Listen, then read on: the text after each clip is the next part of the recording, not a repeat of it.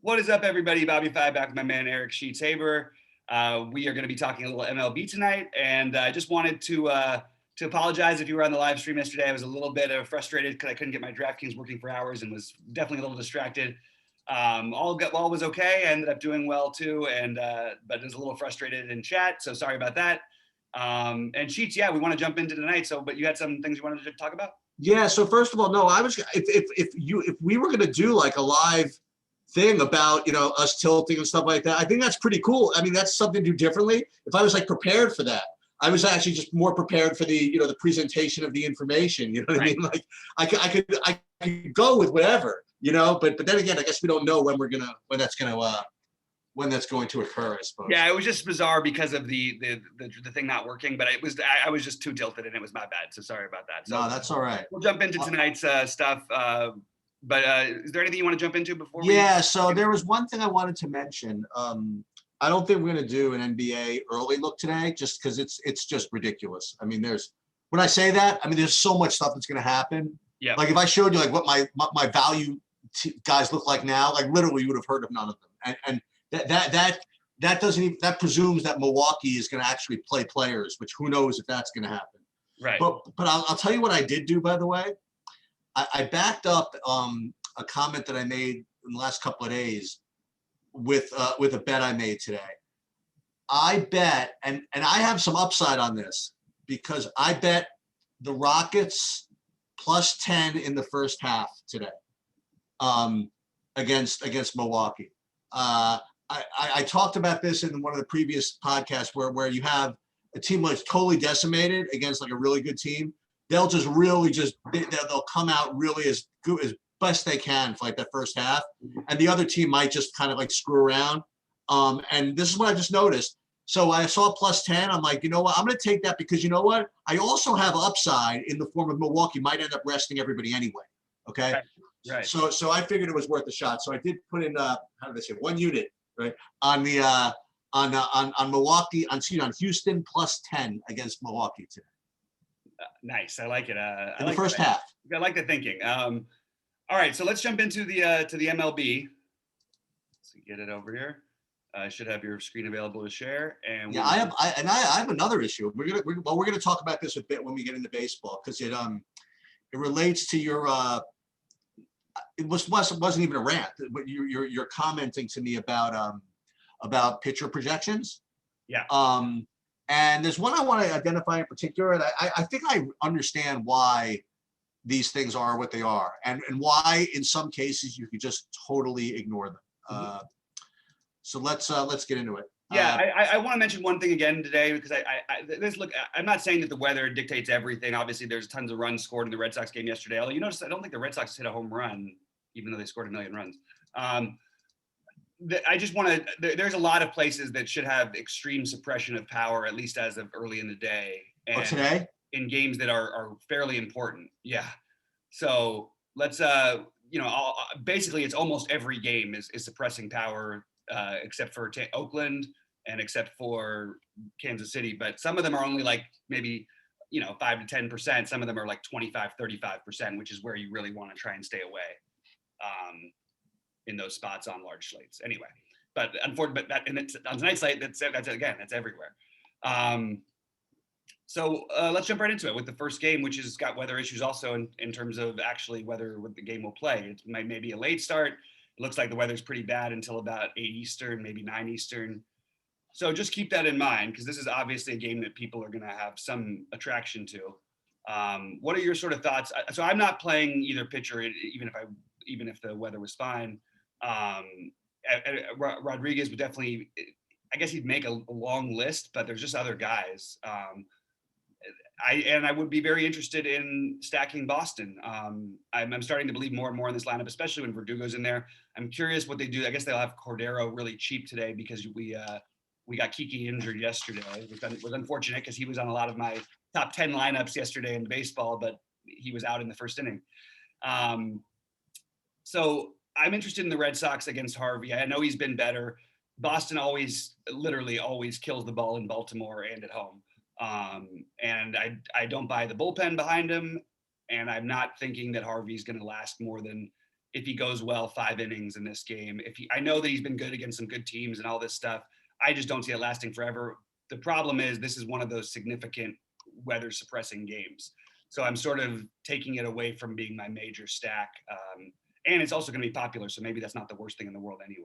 That's my whole sort of thoughts on this game. Yeah, I don't need it. I don't need the weather risk here. I had I didn't honestly. I have like 1, 2, 3, like 4 kind of like top stacks, and Boston doesn't even get in there. So well, when you combine both value and whatever, so that plus the weather risk, I'm just look, I say this about other things. I mean, I go to the doctor like once a year because when you're married, you do that, and every time when I go, he says, I can't believe that your blood pressure is so low with like all the stuff that you do and like or whatever it is. One of the reasons why is I don't want to take on that much weather risk in these games. You know what I mean? It's just, anything would up my blood pressure for no reason. And I know what you're saying. Like when you have like one situation, like you have like a Coors slate where one team is like that much ahead of everybody else, then maybe you're willing to take on a little bit of a risk because you'll get ownership suppression in that sense. But when you have like a team that's just like another team, I don't interested in it. Yeah, I think they're definitely one of the stacks I like. And again, you'll know more about the weather this afternoon, but as of right now, I'm not, because of also like not just the weather, the actual weather suppressing power makes me a little bit less into the game, even though Baltimore's always a great place to hit. And again, if you look at these Boston guys' numbers career in Baltimore, it's just crazy. It's really nuts. Okay. Well, Devers, JD, Xander, I mean, they all just crushed the ball there. So but anyway, so yeah, we can move on from that one. Just keep an eye on the weather as it goes on. I do think it would be one of my favorite 4 stacks if it wasn't against Harvey, even though I know he's been okay. All right, here's another one. Washington and wait, is that right? No, hold on, I'm sorry. Yeah, Washington, New York. Again, I don't have any interest in the pitching. I guess I could see an argument made for Tyon here. How about you? I'm just going to say Patrick that Corbin? I'm not playing either of the pitchers in this game, but I will throw in there that I don't want to get into too much of it, but there's actually a former major league pitcher who is like a DFS guy, like a secret DFS guy, who actually came into a podcast and said that he likes Jamison Taillon this year. Just throw it out there. Yeah, I think Tyon and Corbin, by the way, if there weren't other guys in the same price ranges I think they're both they're good high upside plays, especially Corbin, by the way.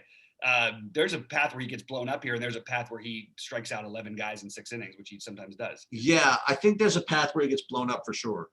We'll start with that one.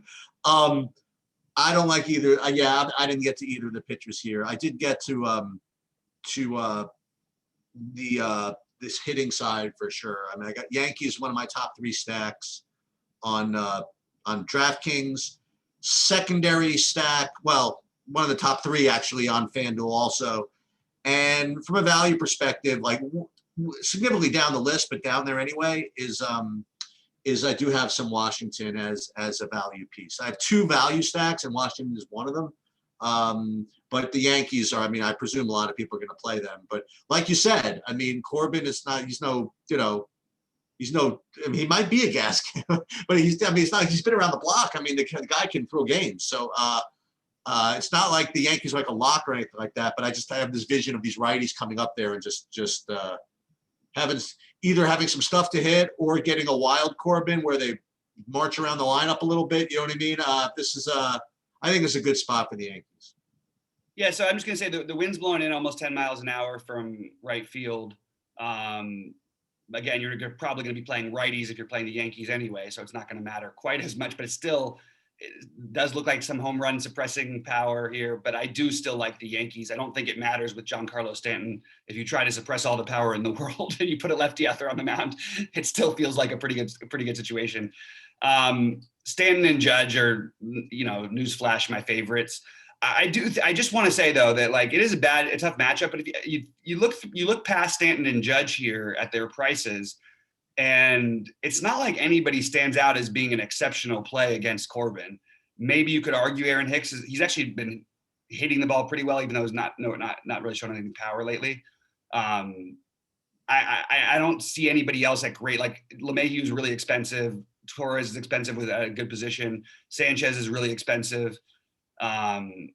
So if you're not stacking, I do think that just playing Judge and Stanton is fine, by the way. But I also think that that's sort of why I'm not going with the full Yankee stack yet, although I might change my mind because I don't love as many stacks on today as maybe some other people do, I should say. I like Frazier at 3K. That would be my. Yeah, he would be a guy you could fill it out with, or Hicks. Yeah. I mean, Hicks is more power right-handed too. He does, but as far as like finding guys to afford to get these guys in, yeah, Frazier makes a lot of it work. Yeah, that makes sense. All right, you want to move over to Milwaukee, Miami? Well, you know what? While I'm here, let me at least fire off the Washington guys that I liked. And it's down there on the list, honestly. But it'd be the guys you heard of, right? Schwarber, Turner, Bell, Robles, Castro. Not seriously, they're like my 10th favorite, but just because of their price, I might get them in. That's better. Mm-hmm. Yeah, the prices on Castro, Hernandez, and Schwarber just seem kind of crazy. I like the Bell at 3,600. Washington might be popular just because of the prices. Yeah, maybe. That's weird. Like, and Taillon's not a bad pitcher. Nope. All right. Ready to jump over to a game where I do like one of the pitchers here. Well, and the other thing is the good news is that not the good news is that Taillon, they're not really letting him go like that long, which is not really that great for stacks, because the Yankees bullpen is still pretty good, So, right. Yep. All right. So Milwaukee, Miami. Why don't you head us off with with the pitchers here? So Trevor Rogers would be. I don't know if he's my favorite pitcher. He's one of my favorite pitchers on both sites. I still think this Milwaukee. I mean, we just saw what Zach Wheeler did to them. Sure, they've had a couple, tough games. Obviously, you like the hitting conditions always, the pitching conditions always in Miami.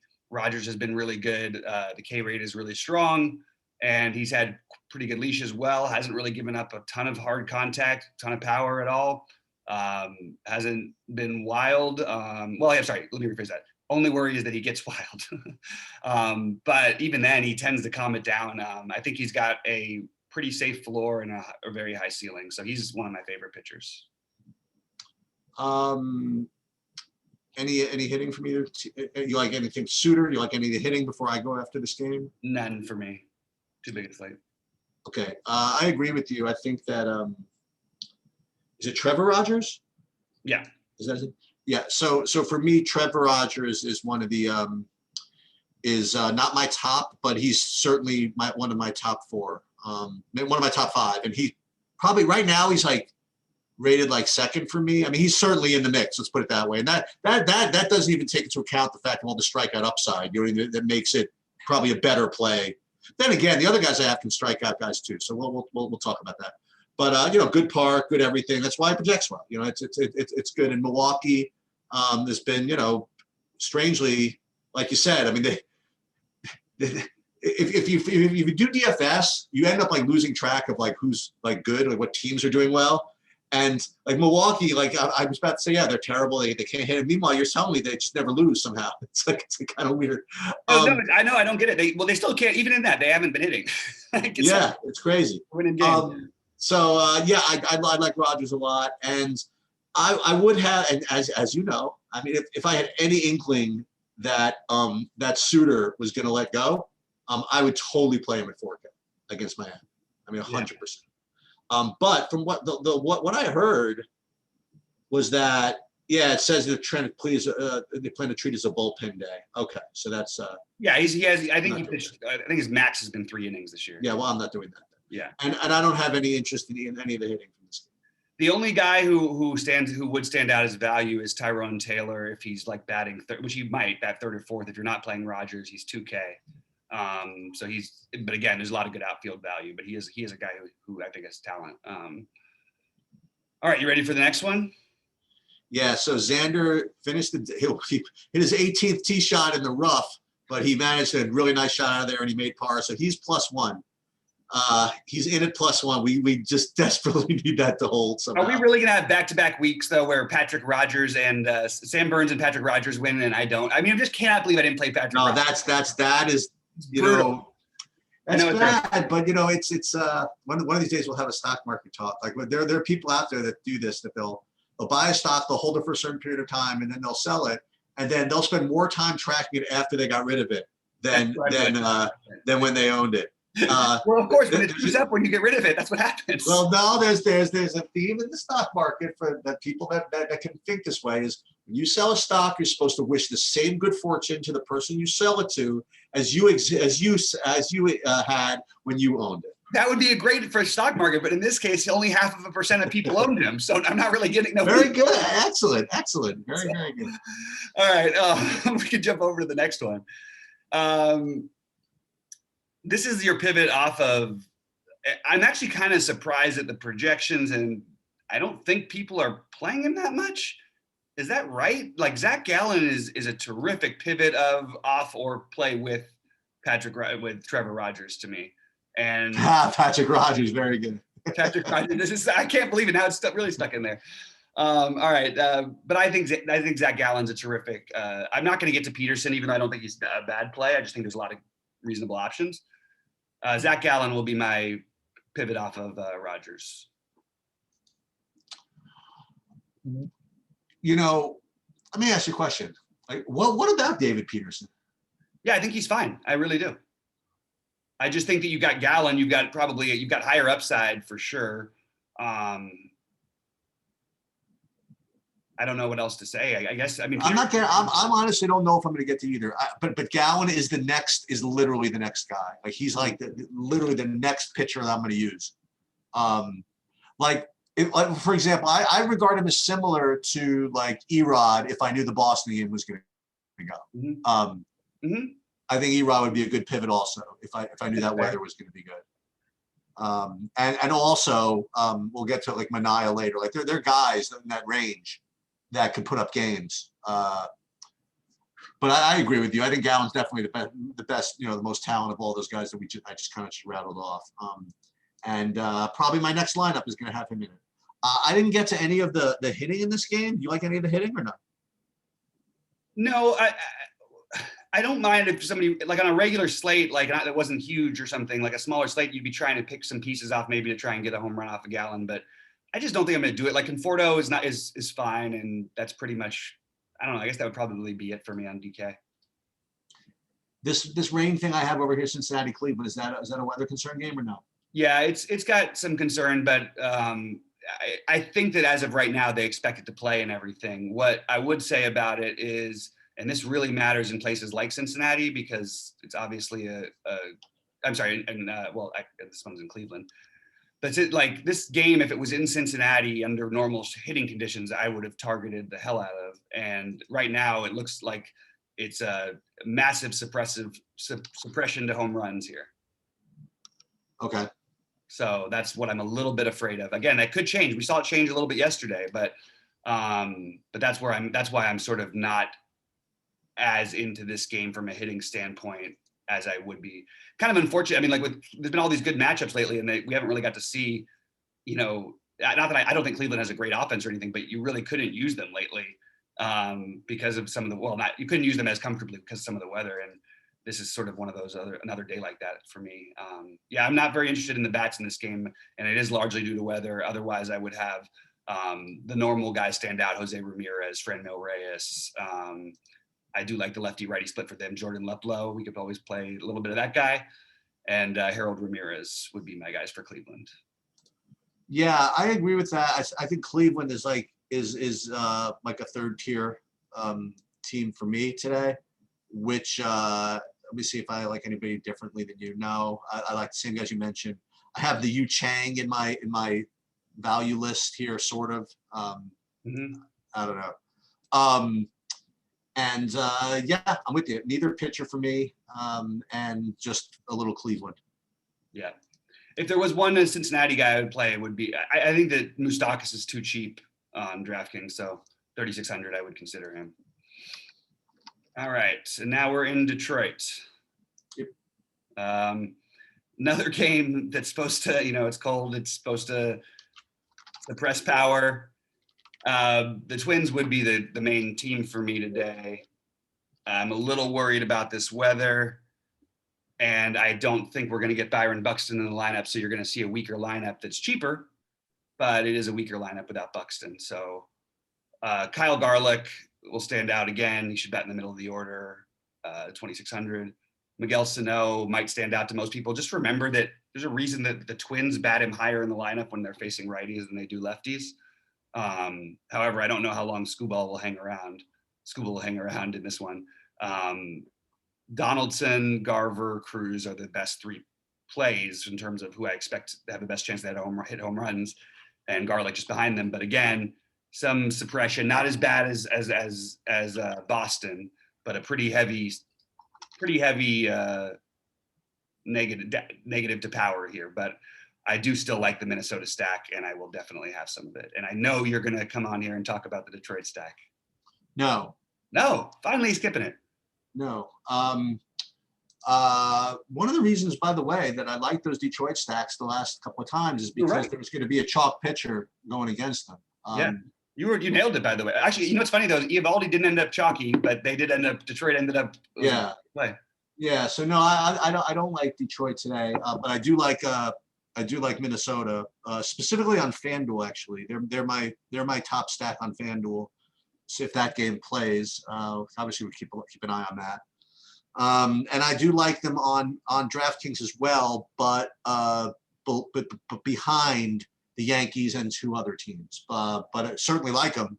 And Buxton being out certainly hurts the effectiveness of the stack somewhat. Like the guys I have though are Sano, Cruz, Garlick, Donaldson, if even he plays, and Kepler. Yeah. But a Skubal lefty. Yeah. I will say that I know that you like to sometimes play lefty just to be different. I don't do it with Kepler. Like Kepler, I'm just commenting that like Kepler is hopeless against lefties and he can't do anything. So, yeah, because 2 years ago he corrected it, and that was his big knock, and he was awesome. And then he was terrible like literally hitting like 90. Him and Jock Peterson are like the worst. But I still have confidence they'll correct it. But like last year with the Twins, what I did against the lefties, I always played Eddie Rosario because he actually had good power against the lefties and left Kepler off of those ones. All right. So what's the next one we got here? Next one is the natural kind of chalky value play. I think that people are going to play, which I agree with in some respect. Is Charlie Morton, right? So Morton at 7,700 for me is popping as the clear, like maybe the only, I'd say the clear sub 8K guy as far as I'm concerned. Yeah. And he projects to be a really good play. That's where I'm at there. He's part of my top 5 pitchers. I would say, yeah, top 5 seems to make sense. And I was not getting to Eflin, but I'm not forgetting to play him. I just don't feel like playing anybody against Atlanta at the particular moment in my life. Right. So that's where I'm at. And with respect to the hitting, why is it that I am not getting to Atlanta? Are they really expensive? That would be the only reason I'm thinking. They are expensive. Eflin isn't all bad against righties, and they're mostly a right-handed lineup with Freddie Freeman and then Albies. Yeah, I think that they're going to be popular. I like them, but I don't think I feel the need like that they're a must get for me on this slate. I would be fine. I'm fine with the other teams. I don't have any interesting weather stuff for this. Well, let me actually see. Let me just do my best because it's just one of those days where there's weather everywhere. And I do want to kind of like, if you can get a little bit of an edge on this stuff, I think that people just play the stacks, look at the totals and all that. But if you're not able to hit home runs, it's going to make things a lot different. It looks like really good weather for hitting, which may make it a little bit. You got the wind blowing out to center field. It's reasonably. It's 64 degrees there. It's not like too cold. It's a good hitter's park. Okay, so I'm a little bit on board with some Atlanta, probably a little bit more than I was before I just looked at the weather again.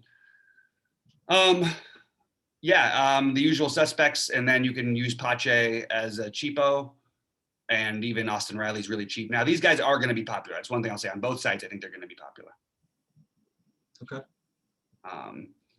Probably for good reason. Okay. Want to talk about Seattle and Texas here? Yeah, I do actually. Part of me wants to take back what I said and about Morton and play Fulton-Evans, but I have to look into it a little bit more. He's like just again on the outside looking into my top pitchers, but if he's going to be cheap, he's going to be low owned somehow. But no one's ever low owned against Seattle. That's the thing. Like nobody ever. So maybe it's not as sneaky as I might think. Flexing is actually not terrible also in general, but I don't think I'm going to do it today. I am somewhat interested in both the hitting here.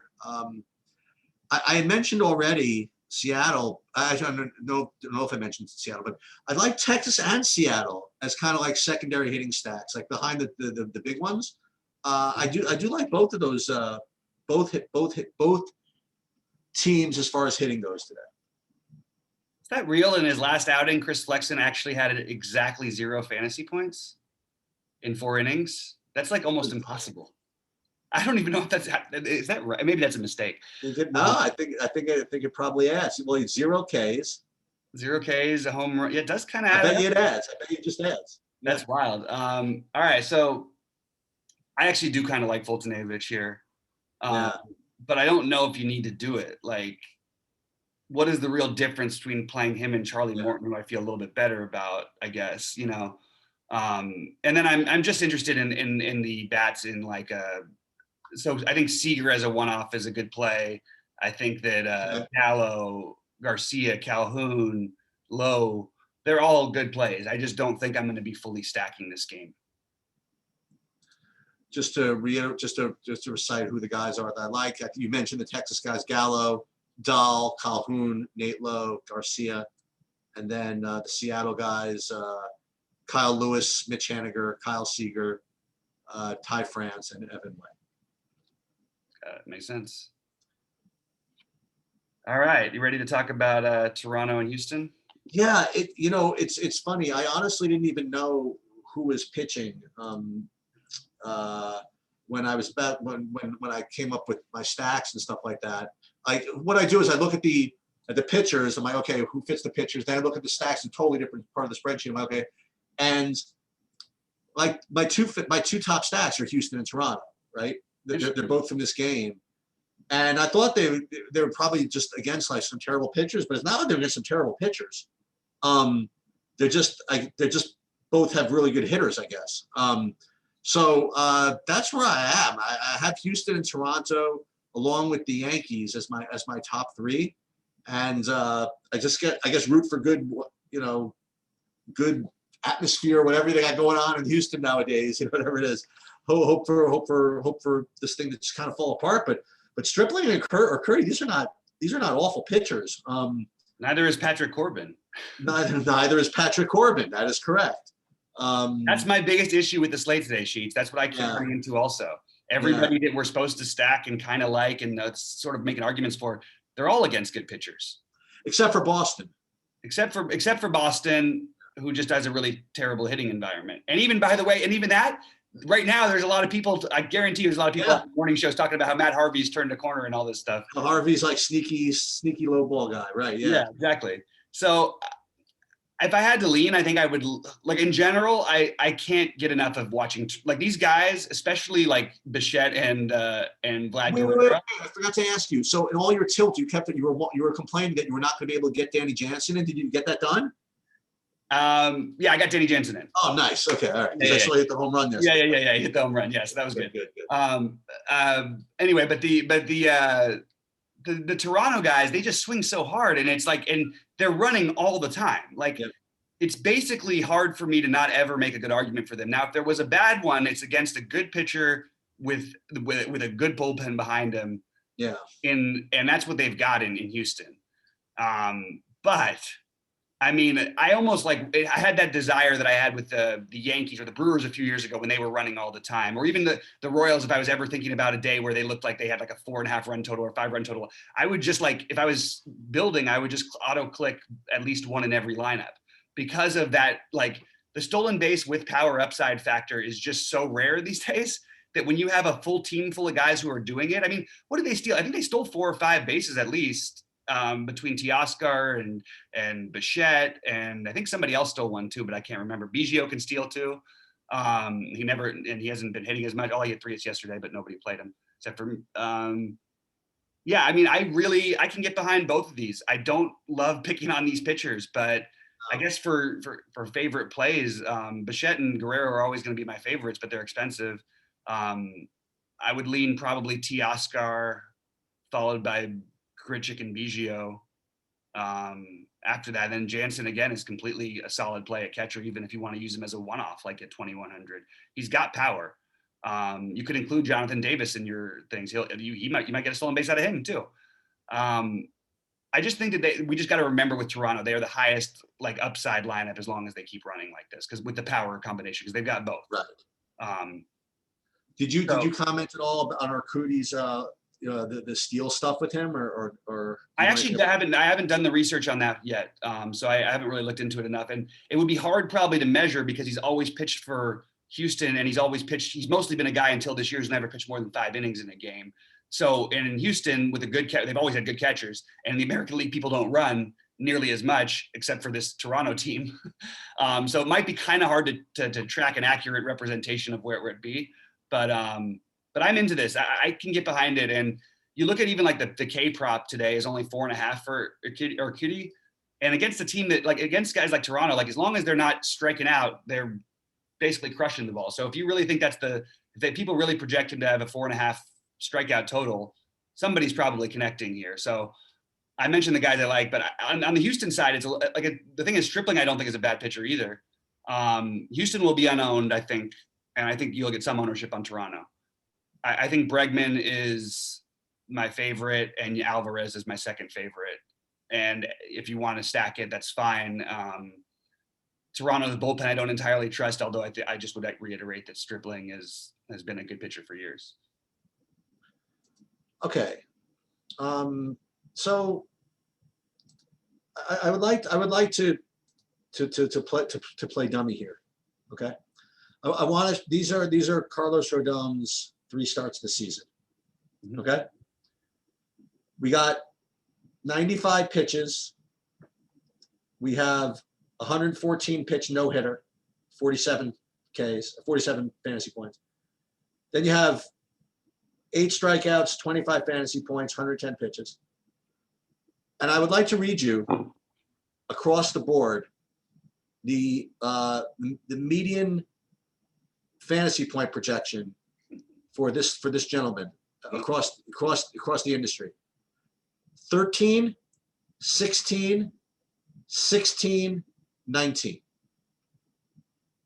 Yeah. As opposed to give you an example, Blake Snell, 24, 24, 23, 22, and Blake Snell hasn't done anything in like a year. Okay. Right. I did figure out, I mean, why it is because the way baseball works is, again, with sample sizes being what they are, they never base a median projection just on the season. They always like go back, as much as, but when someone's like obviously different than they were last time we saw him, that's when the projection systems really fail. And I will tell you that even the projection systems makers, are aware of this too. They just don't know what else to do about it. Like what's his name from Daily Road is probably smartest guy on the face of the earth with this shit, Pacheco. Even when he talks about his NBA projections, he does a great, when they do their podcast, they're like, listen, the projections, you're going to like them. But this is just not even reality, these projections. I had no choice, but I forget what player he was talking about, but we go back like a year for this data, and this guy's just a different player in the last like 5 or 6 games. So we're trying to catch up with what he's been doing recently, but it's just going to take a while for a median projection system to catch up with recent performance. And with what happened with Rodon, whether it be the injury or whatever it is, I mean, obviously something's different, right? So I'm not saying that he's like a lock. I'm not saying he's undervalued. I'm not saying I'm even going to play him. I'm just saying that with respect to projections, like you said, with baseball, especially I think with pitchers that have made some like obviously radical change, whether it be an injury that they recovered from or something else. I think it's a big mistake to rely on projections solely when it comes to this stuff. I agree. I think that Rodon is a terrific tournament play, and I'm just curious where the ownership is going to end on him. Yeah. I also don't think he's like unhittable and would be happy on FanDuel, especially to play Whit Merrifield and Jorge Soler on DraftKings or FanDuel. And from what I remember, which I'll double check a little bit later, is what I think you can run on him also. And we know Casey likes to run. So Benintendi would also be maybe in the mix as a cheapo. But my real thing in this game is, well, first of all, I think that you can absolutely play Brad Keller. Yep. If you're looking for a cheap guy, that's the kind you want, a guy with a leash who can get you 15 fantasy points. Absolutely. But I really like the White Sox stack. Okay. Best hitting weather on the slate from what I can tell right now, except for maybe Atlanta. I think that they're really, really hard and will be completely unowned to stack. They've been an extremely boom bust offense. They get shut out 2 out of the last 3, then score 11 and 9 on the other games around there. That's just what they are. I'm using them more on FanDuel than I am on DraftKings because they have sort of, like I said, they have the weird lineup, and you have 3. You've got the Grandal and Mercedes as catchers on, or I guess now they got Mercedes at first base, but then you can't play Abreu. So in order to get it to work the way that I like, I'm using it over on FanDuel more. Tim Anderson, Yoan Moncada, and I don't think anybody's playing this stack. And again, it's just they're an extremely explosive stack that's on FanDuel, completely affordable against, as one of the bigger favorites in one of the better hitting environments against a guy who definitely can give up power. Although he tends to manage games a little, he's not as wild as some other guys I'd like to pick on. But on this particular slate, he does stand out as being one of the lower level starting pitchers. And I say all that after saying, again, you could play him if you want to. I like it. All right, that's pretty much all my stuff on this game. St. Louis, Colorado. Yeah. So Flaherty is probably going to be the most popular pitcher on the slate. Mm-hmm. He's going to project to be probably the best pitcher on the slate, and he's fine. I mean, he's one of my top pitchers. Certainly not a lock. He certainly has some control issues sometimes, I guess. What he's got going for him is Colorado is not really good. So that offsets a little of that. So I like Flaherty. I mean, he is my top pitcher on DraftKings. On FanDuel, he is not, and we're gonna have to talk about that. So that's where I'm at with the pitching. I don't like Gomber, and I do like a little sliver of St. Louis actually, as far as a stack goes on DraftKings. Yeah, I like Flaherty a lot. I know he'll be popular, and you can sort of figure out ways to mix him in and as you see fit.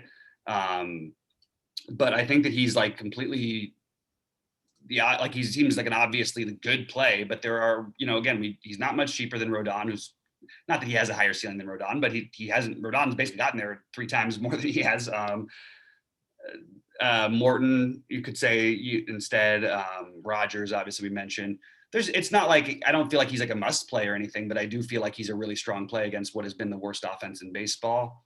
And yeah, that's pretty much where I'm at. The weather in this game, as I'm my little weatherman, a slight suppression to home runs possibly. But I agree with you about the St. Louis side.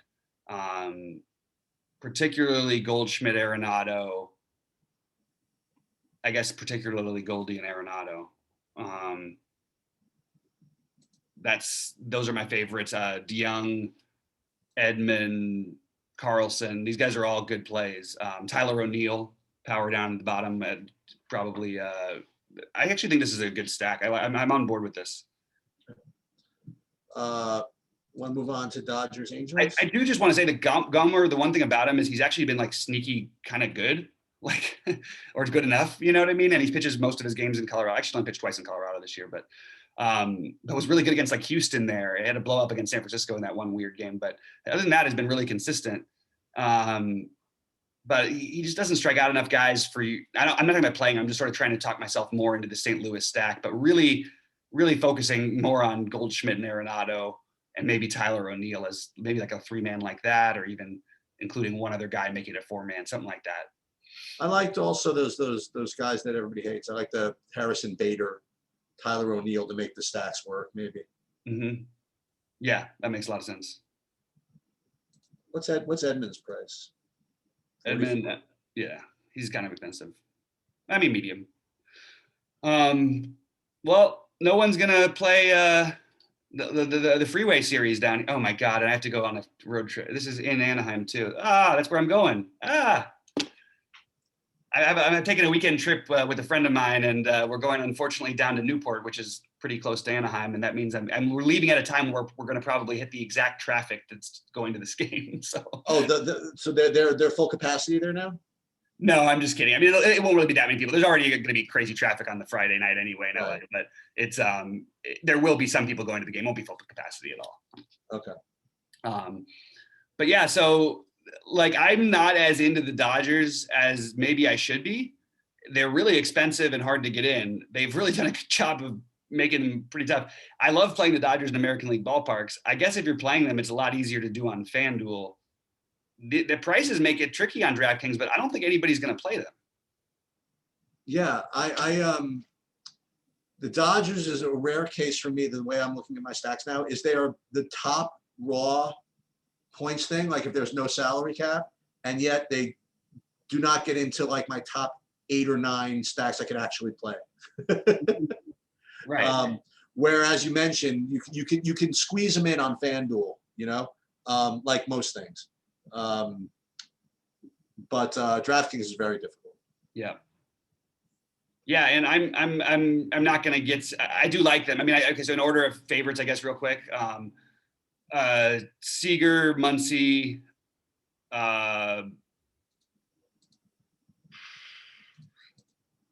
prices are so tricky. Pollock, Betts, Turner, 6,100. I mean, it is hard to swallow a little bit, and it's not. I mean, again, but at least you got decent hitting weather, I guess. Some of these prices are tough. I mean, you pay 6 for 1, 61 for Turner. Trout against the lefty is 56. Like, it's really hard to justify some of these moves. I'm not going to play the Angels bats today, but just Mike Trout's historic like record against lefties is probably worth just pointing out. But I don't have any interest in their bats. I agree with that. Yeah.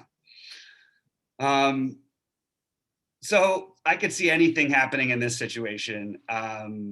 I will say again, when I first made a lineup for tonight's slate, the first guy that I put in there was, I mean, before I really got the pricing down and everything, now I'm not doing it. It was Rich Hill and Fultonavich were my 2 pitchers. I don't know that I'm going to stick with that anymore, but I don't like the hitting in this game. And I actually think Rich Hill is a reasonable play. It's always a high risk play, but probably not a great play just because, I mean, again, he always gets the weird blister thing, or he has something act up or something while he's out there. But he still has a reasonable chance at 20 plus. But I think there's enough other good pitchers we've talked about to where I'm not going to probably get there. But I'm not really interested in the hitters either. Manaya's pretty good. You've got a left-handed heavy team, pretty good hitting conditions, but just not really that interested. Most interested in the game would probably be Laureano and Chapman, but I don't think I'm going to do that. Yeah, I don't have interest in any of the hitting. I would include Manaya in like just this list of pitchers that you can use to pivot off of Trevor Rogers. Mm-hmm. Yeah, that makes sense. It's a good matchup for Manaya, so actually I could see that. I like that. All right, I think we can move on then.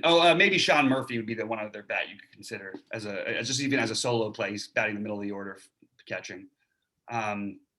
Blake Snell and DeScalfani. I will not be playing Blake Snell probably on DraftKings, and I probably will play him on FanDuel. I know that's not going to be anything new to anybody, but that is the way that I'm looking at this right now. I'm also nervous about doing it because of this guy still hasn't gotten in through 6 innings yet. And why am I playing him on FanDuel if he can't get through 6 innings? So I have to figure the answer out to that myself over the next while. Why don't I play a higher upside guy? But as of right now, I do have interest in him on FanDuel. I'm just not going to do it on DraftKings.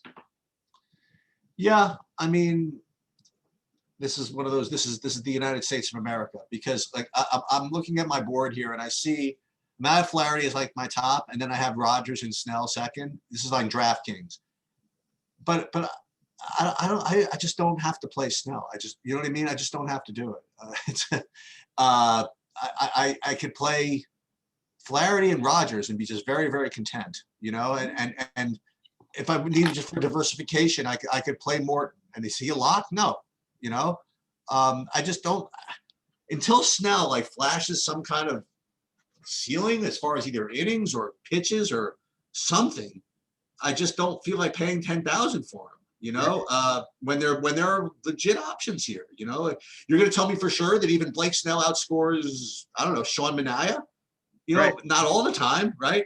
Right. The reason why obviously he's going to be, you know, more playable on FanDuel is just because he's much cheaper over there relative to everybody else. You know, over on FanDuel, he's 1,200 less than for Flaherty, where he's 800 more on DraftKings. But like you keep saying, I mean, so much of the FanDuel scoring system for pitchers, you know, you just depends on you getting that 6 innings. Mm-hmm. That to play what will probably be a chalky, I guess, Blake Snell on FanDuel. I don't know if that's wise either. I think I'd almost rather do the same thing. Like I'd say, okay, Flaherty, I'll pay 1,200 more, whatever. Or I'd pay down for Morton, or I don't think I'll get some Rogers on FanDuel. I don't know. I don't. You know, I'll just tell you straight up. I mean, Snell does project to be the best play for me on FanDuel, but I just don't think I'm going to do it. I don't know. Mm-hmm. So, you know, something that we're not even bringing up is that San Francisco. They are. And I don't know, man. I don't think I need that aggravation. Yeah, they've been good. I agree. Yeah. Yeah. I mean, I don't know what to say. Like, I agree. They're any hitting from either team or no? No, not in San Francisco on a big slate. All right. I guess we're done. Or you want to review what you liked, or? I could just review. Yeah. Houston, Toronto, I'm interested in both parts of it, but more probably not stacking. I do like St. Louis and the White Sox as stacks, Atlanta and the Twins. I like Houston, Toronto, and the Yankees. I actually like the Yankees as a stack a decent amount, only because I have that additional upside of Corbin like walking everybody. Right. So I have that going. But I like Houston, Toronto, and the Yankees, and obviously if the Boston plays, then we can get them in. And then the kind of like then like Minnesota would be like down the list, and then again sneaky value would be value would be Texas, Seattle, and Washington. I like it. All right, guys. Good luck to everybody out there tonight. So Bobby's not going to be around tonight. So I'm gonna go on live tonight and deal with the NBA shit show, whatever that turns out to be. I appreciate it. And firm up the baseball. And Bobby, you enjoy the trip down to Anaheim, and everybody have a good weekend. You know, we'll pop in to do as much as we can. And otherwise, have a good weekend. Hey, Bobby, stop recording. Then I want to talk to you for a second. All right, everybody. Good luck out there.